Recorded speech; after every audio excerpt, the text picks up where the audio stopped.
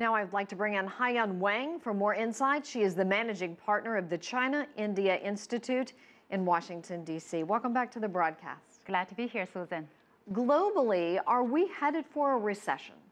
I don't see it right now, although there is a lot of volatility. Because even though there is a downward pressure, there are a lot of headwinds coming up.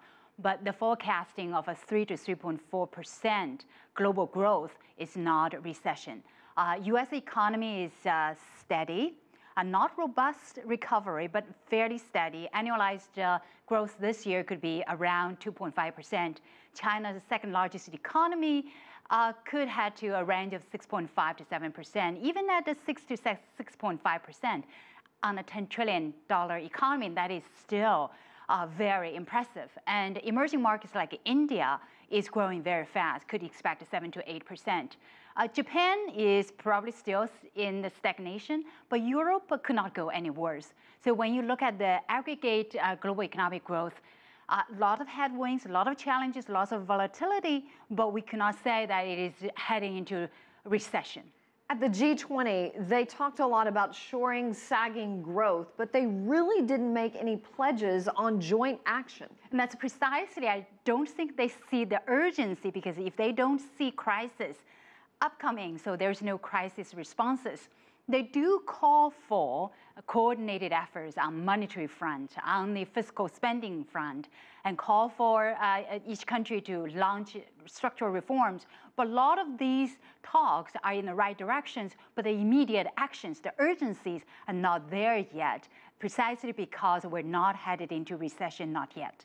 Why did they, in fact, play down this meeting? They know it comes once a year. The U.S., China, and Europe, really, they all played it down.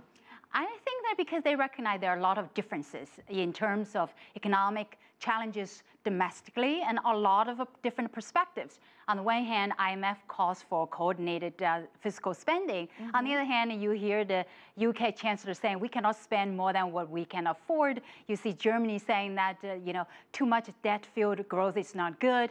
China has already committed to keep the growth stable, but without going back to the $1 trillion massive stimulus. In Japan also is not aggressive on fiscal spending. I think that these global leaders played it down so that the expectations for an immediate coordinated fiscal spending to boost the global demand will not happen. They know it because of the different perspectives and the lack of sense of immediate urgency.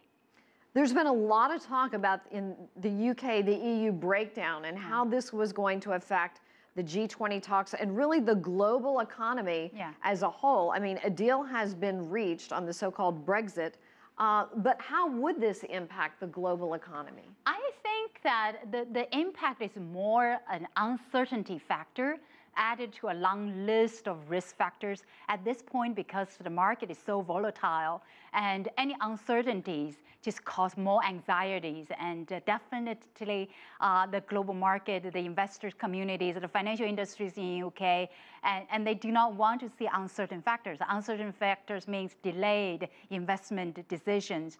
And I think the fact that this is added to the final communique is more of a win for the UK Chancellor to get the international rally. But we don't know what the real impact will be, nor do we know what the British people will vote for at this point. All righty. Well, Haiyan Wang, we thank you for your time, as always. My pleasure, Susan.